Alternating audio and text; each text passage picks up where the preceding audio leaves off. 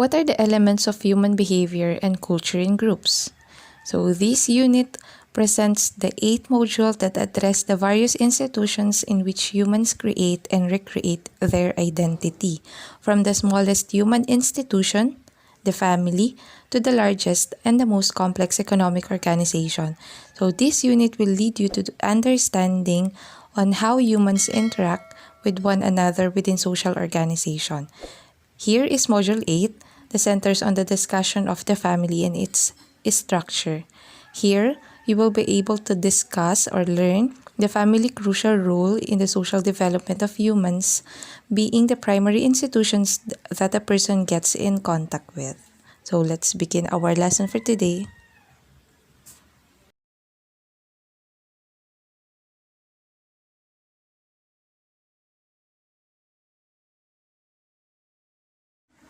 What makes a family a family? Do you think their connection, relationship, their blood? Narinig mo na siguro yung kasabihan na yun, ano? Blood is thicker than water. I mean, the family relationship, blood are stronger than all other relationships. Pero totoo ba yun?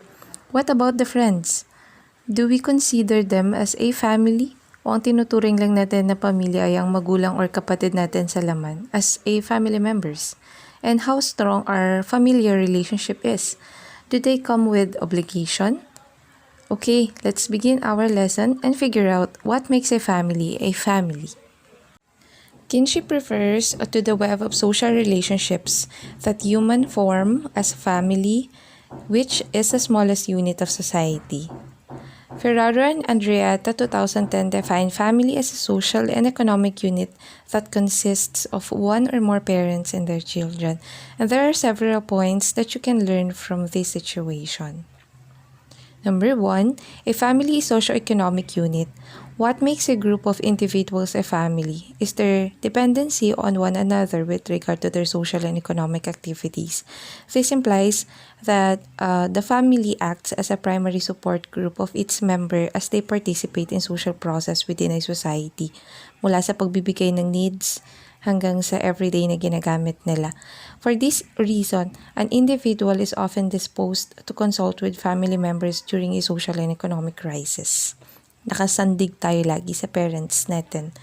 Number 2, a family can have one or more parents. In the society that you grew up in, a family usually consists of 2 parents. Ang nanay at tatay lang natin. However, this is not the norm for other societies gaya natin mga Filipino who would have one parents, a mother or father, or multiple parents due to multiple marriages. And tayo mga Pilipino, tinuturing nating magulang or parents din natin ang mga ninong at ninang natin, ang mga nanay ng kaibigan natin. Number 3, a family can have parents who are not married. Although the marriage of parents is important in religious countries such as the Philippines, it is not a prerequisite in other societies. So, as long as individuals are socially and economically interdependent, they can be considered a family. This puts into perspective of concept of common law, marriage, which is an important union of at least 2 individuals who present themselves as a couple. In popular context, ito ay tinatawag na cohabitating couples or domestic partners.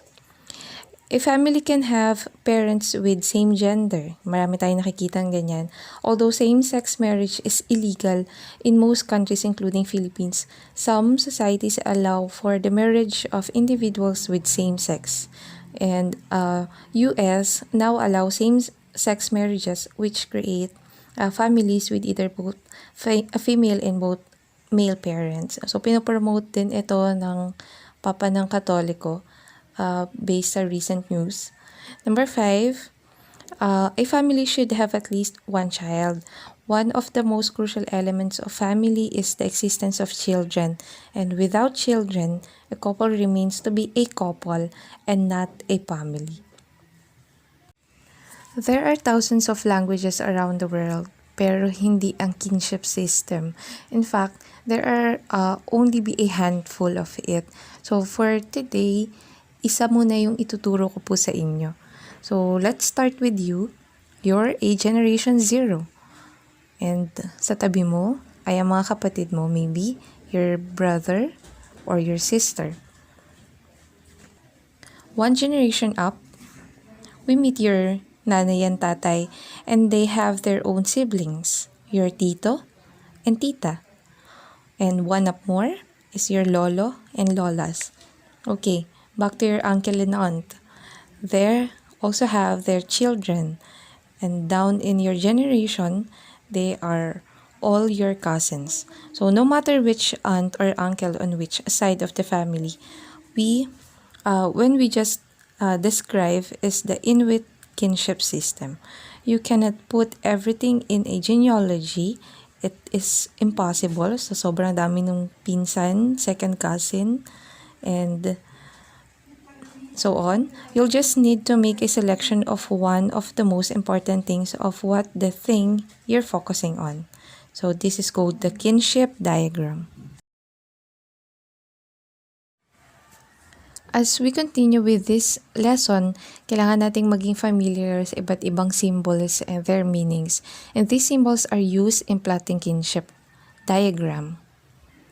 Equal sign means marriage tie or a bond of marriage. And yung mga lines na nakikita ninyo, it means blood tie or bond of blood. Meron kayo nakikita dito na equal sign na may slanting line.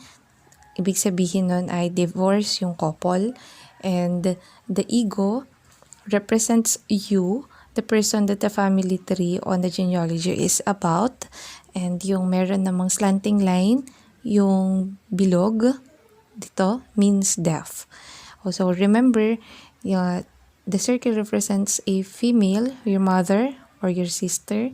Triangle naman or square means male or your brother or uncle. There are two primary purposes of family. Number one is to orient the individual of norms of the society, and number two, to provide the physical support as individual matures. So this is seen in two types of nuclear family. Dito sa first picture, the individual labeled as ego, it is involved in two types of family. Number one, ego's family of orientation consists of their father, mother, brothers, and sisters. It means the family that we lived in or tinuturing nating immediate family or nuclear family. It is this family that ego first learned her society's norms and her role in it. So this family is also her primary support group while growing up. And the nurturing process for ego occurred in the family orientation. Number two, the family of procreation. It consists of her husband, their son, and their family, or the family that will build when we are adult, o kung nagpakasal na kayo in the future. It is in this family that ego create her own concept of family upon negotiation with her husband. It is in this family that ego perpetuates the values and beliefs that she has acquired in her family of orientation. Ito rin ay tinuturing na extended or mga single parents. There are two types of kinship, the affinal kinship and consanguineous kinship. Number one, the affinal means a bond of marriage. Affinal kinship means connected sila sa isa't isa dahil ikinasal sila. Pangalawa, the consanguineal kinship means a bond of blood or they are related because of blood relation. In this topic, the kinship of blood, there are one factor that allows an individual to identify another individual as a family members. This is through the second types of kinship, the consanguinity, or popularly called as blood relatives. This type of kinship links individual based on their genetic relation. Example is yung bloodlines. So this is referred to as a descent or the socially accepted connection between an ancestor and its succeeding generation. Kinship connections are perceived to be in great importance in some societies. Due to this, the descent rules are created and followed. So in anthropology, there are four main descent rules that we will going to recognize. First is unilineal descent, bilateral descent, ambilineal, and double descent.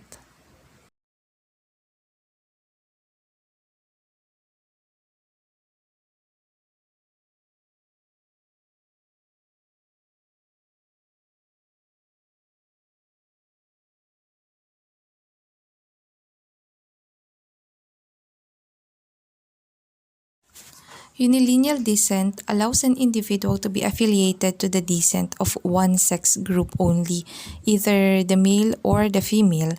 And there are two types of unilineal descents, the matrilineal or patrilineal descent. Matrilineal descent leads an individual to trace kinship through the female line only. This implies that the surname and inheritance of a family are passed on from one female to the another. As you can notice in the diagram, all of the offspring of the female were able to acquire the darker color, which represents the descents, and all the offspring of the female receive a higher or lighter color, which symbolizes their separation from the descent. So as an example, here in Asia, the Minangkabau ethnic group of West Sumatra, Indonesia practices the matrilineage. So in this society, the land and property ownership is passed on from the mother to daughter, leaving the men to deal with political and religious affairs. Matrilineal descent is also referred as uterine descent. In patrilineal descent, an individual traces his or her kinship through the male's line only. This promotes passing down of name and inheritance to male offspring only, while allowing the female offspring to be part of another family or ipinapakasal nila.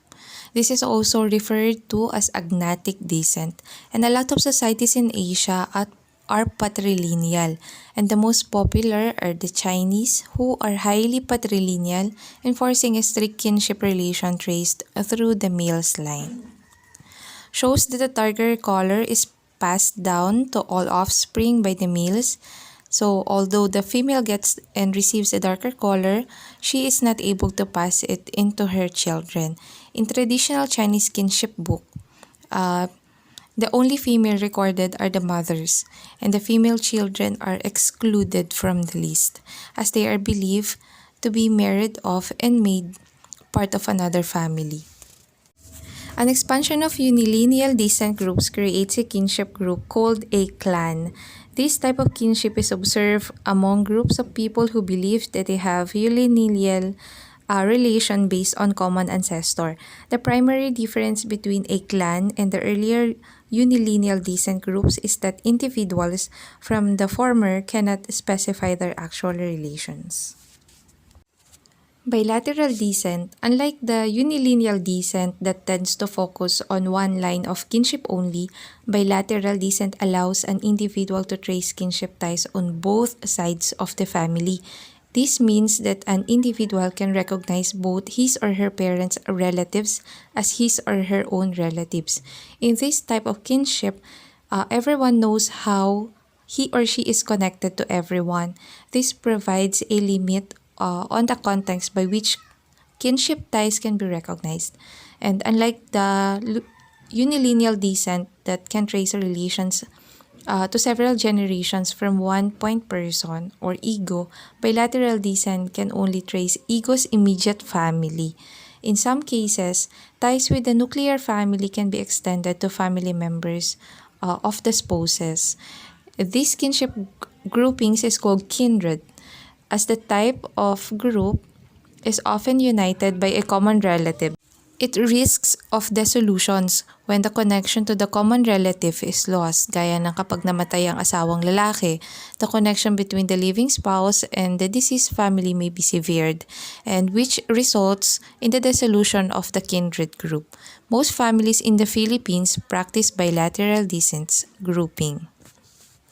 As you can see in the picture, it represents the kinship ties of ego to her family and that of her husbands. Man does not live alone in the society. He is surrounded by a number of people, and some of these people are his relatives, some are friends, and some are neighbors, while all others are strangers and unknown to him. Marriage is defined as socially or ritually recognized union or a legal contract between a spouse that establishes rights and obligations between them and their children, and between them and their in-laws. It is believed that all societies have a form of marriage that makes it a cultural, universal. And kapag nagpakasal ang dalawang taong nagmamahalan, hindi lang silang dalawa ang ikinasal, kasama na rin dito ang pamilya nila. After the marriage, a person becomes not only a husband but also a brother-in-law and a son-in-law. Same goes with the girl. She's not only a wife but also becomes a daughter-in-law and sister-in-law. Another thing is the cultural variation produces differing perspective and practices of relating to marriage. Example nito, ang pagpapakasal sa Philippines, it implies being officiated into union by either a religious leader or a representative gaya ng mayor or governor in the municipality. And there are different perspectives in marriage, gaya ng a couple is considered married if they sleep together under the same roof in socially recognized way for more than just a brief period of time. Sabi ni Winking 2005, ito ay ang practice ng Chimani in Bolivia. And now let's try to understand the functionalist perspective when it comes to marriage. There are several functions. First, it regulates mating and reproduction. Second, it creates a system that allows for sexual division of labor. And third, it provides for a family dynamics that ensures the provision of needs of children. And lastly, it perpetuates economic institutions that are based on family system. Now let's begin with the different types of families based on marriage system, namely patrifocal, matrifocal, monogamous, polygamous, and extended families. What is patrifocal and matrifocal? This type of family is focused on one parent, which is father and mother. This type of family is often associated with the terms patriarchal, the rule of the father, and matriarchal, the rule of the mother. It does not solely imply that there is only one parent. In some situations, one parent is deemed more important than the other due to the economic and political positions he or she holds in the family and in society. Another is monogamous. This type of family consists of single couple and their child or children. This is also referred to as a nuclear family, and most societies in the world have this type of family. Serial monogamy occurs in societies where marriage or remarriage is allowed after divorce or death of the other spouse. Another is polygamous. This type of family consists of several parents and their children, and there are two types of polygamy, the polyandry and polygyny. Polyandry is a marriage pattern wherein a woman is allowed to marry several men. In Tibet, actually, women are allowed to marry several husbands who are at times their brother. And most Islamic societies naman allow these practices. The polygyny. This is a marriage practice that allows a man to marry several women. Another is the extended family. This type of family has several married couple and their children living in one household. This can consist of the married parents and their married children living in one house, gaya nating mga Filipino. And other Asian societies are known to practice extended family arrangement as a form of securing care for the elderly members of the family. In some cases, rituals allow from the inclusion of an individual into family or tinatawag na compadrazgo system that is popular in Spanish-influenced regions of the world is an example of this. In this situation, an individuals not originally part of the family are made extended family members by being godparents of the child of one of the actual family members. So sa atin, dito sa Philippines, this is practiced in our concept of having ninong and ninang kapag tayo ay nabautismohan, nabaptize, or ikinasal. Meron lang akong gusto idagdag ngayon na additional sa different types of families. Ito, usong-uso to ngayon. Ay tinatawag na reconstituted family. Though not part of the traditional categories of families ito, reconstituted families are a growing percentage of household classification in countries that allowing divorce and legal separation. And such families consist of spouse and children whom spouse may have had prior to their marriage or union. So in this type of family, the current spouses were previously married and had children. Upon the dissolution nung naunang marriage, these individuals remarried and create a new family by bringing in their children from their past marriages and often birthing their own. Concepts such as stepmothers, half-brothers, half-sisters are all part of the existence of reconstituted families. Our next topic is about post-marital residency rules. One of the biggest questions that newlyweds have to answer is where to live and build a family after marriage. Every society has its own rules and tradition on post-marital residency. In anthropology, it has identified the 7 major residency patterns, which are patrilocal, matrilocal, avunculocal, neolocal, natalocal, matrifocal, and andambilocal. First is patrilocal residence. Upon marriage, the woman is expected to transfer to the residence of her husband's father. Her children will be raised by her husband's family and be integrated to their lineage, allowing for the creation of the patrilineal descent. Very local residence is a subset of this practice that focuses only on the transfer of the woman from the parents' residence to that of her husband's without consideration for the creation of patrilineage. Next is matrilocal residence. Upon marriage, the man is expected to take residence of his wife's mother's area, where they are expected to raise their children and integrate them to the maternal line, creating a matrilineal descent. Auxiliary residence is a less complex rule that merely requires the husband to move into his wife's mother's household without consideration for the creation of matrilineage. Next is neolocal residence. This is an arrangement that requires both spouses to leave their households and create their own at times even in different locality. They support the creation of nuclear households and is commonly experienced in developed and industrialized societies. A nuclear family essentially consists of parent and a child only. Avunculocal residence. This is a complex residency pattern as it requires 2 residence transfers. Upon marriage, the couple practices a form of very locality and raise their children in the household of the husband's father. Pero kapag lumaki na yung mga bata, these children will have to relocate with their mother's brother and live with him and his household, which may consist of his wife and young children and other adult male offspring of his sisters. This practice allows for the creation of patrilineage. Natalocal residence. This arrangement allows both spouses to remain with their own household after marriage kasama ang kani-kanilang mga magulang. The couple will have to arrange for meetings as the two are not living under one household. So, kung magkakaroon sila ng anak, their children are allowed to choose which household they would join. Should they choose to join their father's household, they will be integrated in patrilineal descent. However, if they decide to join their mother's household, they will be made part of patrilineal descent. Matrifocal residence.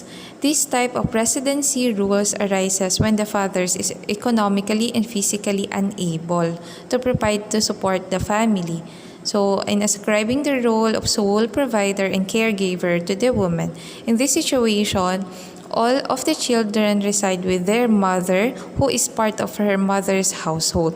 This is different from the concept of oxo-relocality or even matrilocality, as both patterns allow for the cohabitation of the husbands and the wife. Next is ambilocal residence. This type of residence pattern allow the couple to choose to live either with the wife's mother's area or the husband's father's area, depende kung saan available or pwede or pinayagan. This often creates an extended family as several married children and married couple may cohabit in one household. Eh, madalas yan dito sa Philippines, ganyan tayo.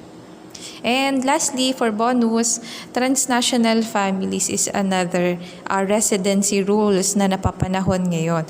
So due to globalization and transnational movement of people, families tend to practice alternative forms of residency patterns that are not based on lineage perpetuation, but more so on economic reasons such as job offers, educational advancement, and job placement.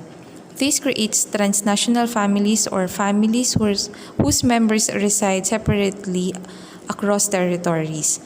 The OFW phenomenon experienced by a considerable number of Filipino contribute to the growing number of transnational families as Filipino parents reside outside the country to work while their children remain in the home country to study. For our last topic for today, we have the politics of kinship. Kinship does not only create social ties among individuals, actually maraming cases, and politics and kinship are interrelated, allowing for the creation of political alliances and dynasties. Ito ay tinatawag na political dynasty. It refers to the continuous political rule of one family. This can be in a form of the succession of rule or in occupancy of several political positions by one family. So due to the compadrazgo system, political alliances are also created, which is based not on agreed political ideologies or platforms, but more on pseudo-kinship basis. Due to the vulnerability of the type of governance to forms of corruption, laws are enacted to prevent its occurrence. For example, in 1987, Philippine Constitution states in Article 2, Section 26 that the state shall guarantee equal access to opportunities for public service and prohibit political dynasties as may be defined by law. Nevertheless, due to the varying interpretation of the law, political dynasties still pervade in the Philippine political setting.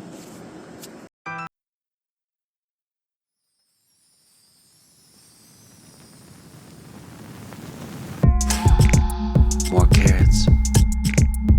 Don't tear it. More carrots. Where's Garrett? Vegetables. Vegetables. Here I come from the west side. The left side. The right brain.